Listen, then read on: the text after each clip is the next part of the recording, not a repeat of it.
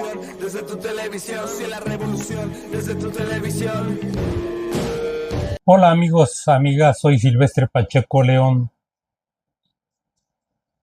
y me da gusto saludarles como cada semana, invitándoles a que participen conmigo en esta lectura de mi artículo semanal que aparecerá en El Sur el lunes y que refiere hoy a la construcción del partido político Morena en el país y algunas de las críticas que en torno a él y a su gobierno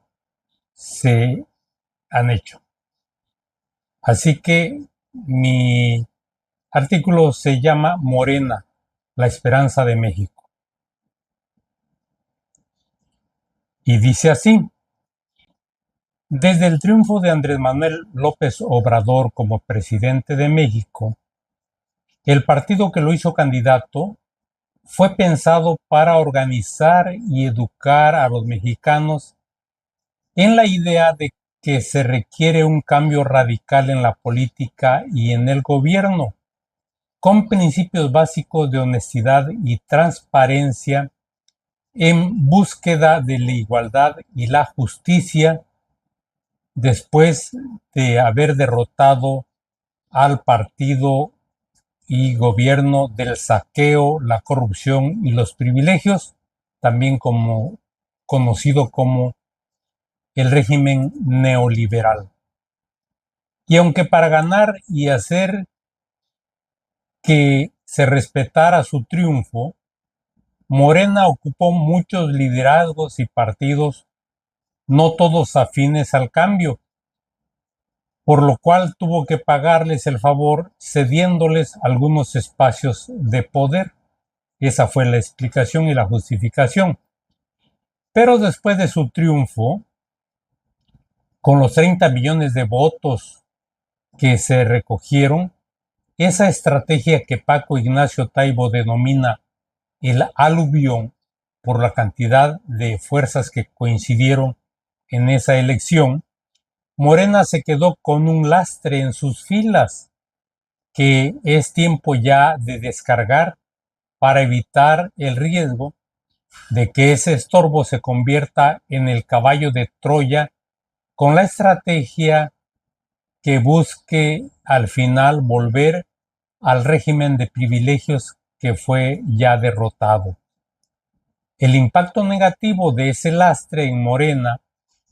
se comenzó a manifestar a partir de la elección de junio del 2024 en la integración del gabinete presidencial y en el poder legislativo, y después en la elección de la Dirección Nacional de Morena. En esos dos temas radica la crítica y autocrítica ejercida desde el partido por Eduardo Cervantes Díaz Lombardo, aquel formador de cuadros políticos de Morena, que fue miembro fundador del Partido Mexicano de los Trabajadores, como quien esto opina, quien desde finales de los años 70 realizaba ya trabajo de educación y organización popular en Ciudad Nezahualcóyotl. Eduardo ha sido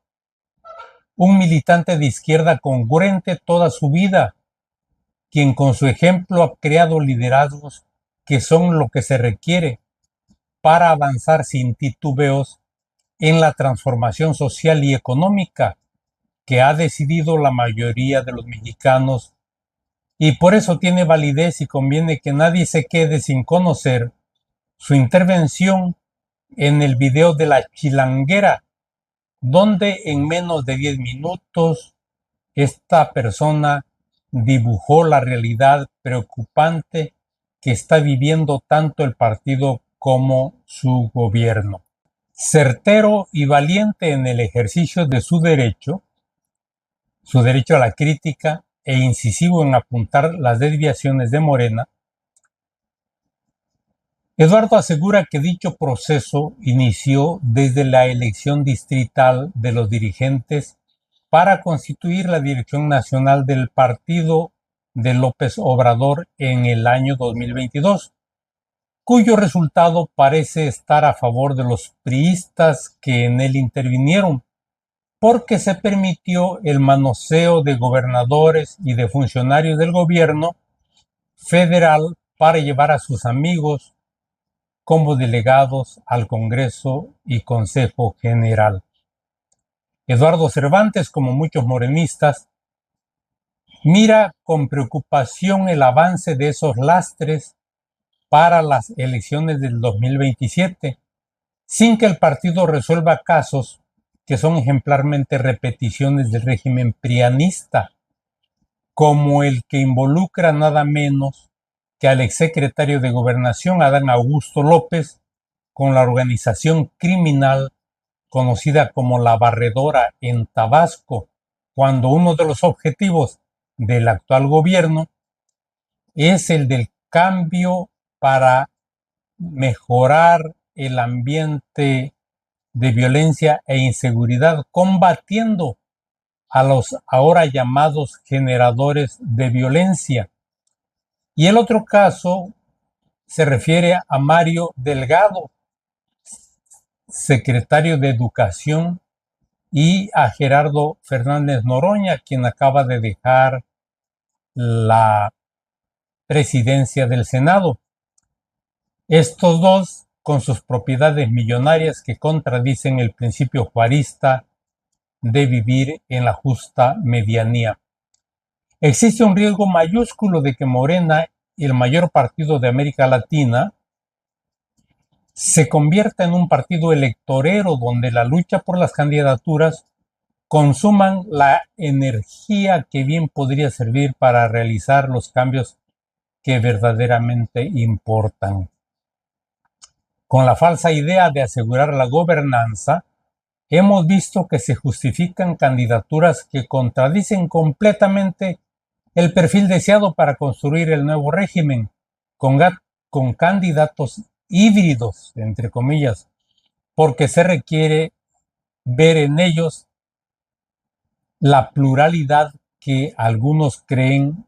que se debe mostrar frente a la desfalleciente oposición, como si eso fuera el papel que correspondiera a Morena. Y es que con esa práctica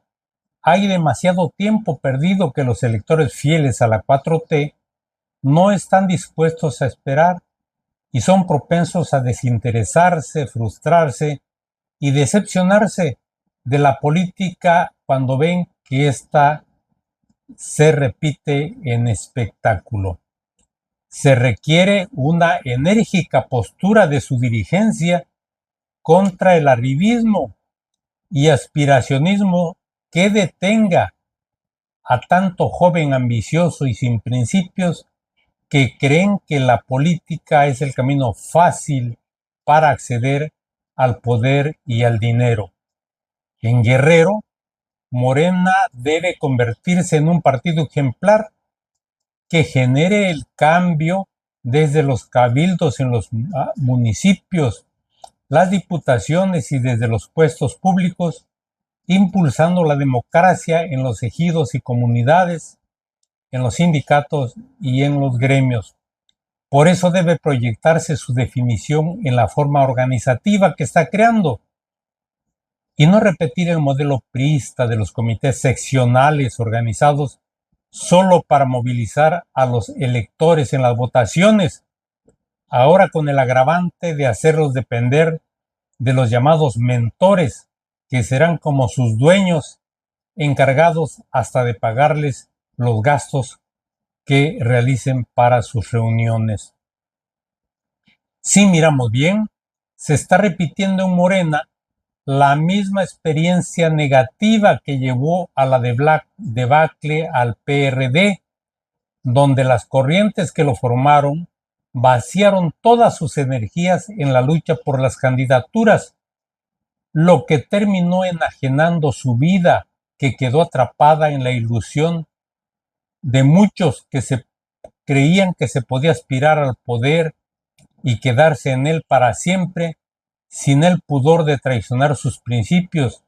y en cuya práctica creció una cauda de jóvenes ambiciosos y obedientes de sus líderes, queriendo emularlos para probar las mieles de sus privilegios. Por eso, nada podrá justificar si en el 2027 se repite la variopinta que emanó de la elección del 2024, de la que solo 5 gobernadores de 23 han sido militantes del Movimiento de Regeneración Nacional. Son los casos de Alfonso Durazo en Sonora, de Laida Sansores en Campeche, de Rocío Nale en Veracruz, de Margarita Saravia en Morelos y de la jefa de gobierno en la capital, Clara Brugada. El resto son todos priistas, portadores de la vieja cultura política que fue echada a la basura de la historia por los partidarios de Morena y ahora quieren revivir. Es el caso del exsecretario de Gobernación, Adán Augusto López, y su relación con el grupo criminal de La Barredora en Tabasco, quien, en espera de que alguien lo llame a declarar para explicar su situación, le apuesta más al olvido, igual que Mario Delgado y Gerardo Fernández Noroña, descubiertos con sus propiedades millonarias y explicaciones que los delatan como impostores que no deben tener cabida en el partido que es la Esperanza de México. Y causa pena que en vez de aceptar la crítica que proviene del interior de Morena, sus dirigentes se hagan de la vista gorda bajo el argumento gastado de que son víctimas de la propaganda de la derecha, creyendo que el pueblo es tonto. Y aunque no creo que los mexicanos partidarios de Morena estén pensando en un partido de santos, considero que no se debe pasar por alto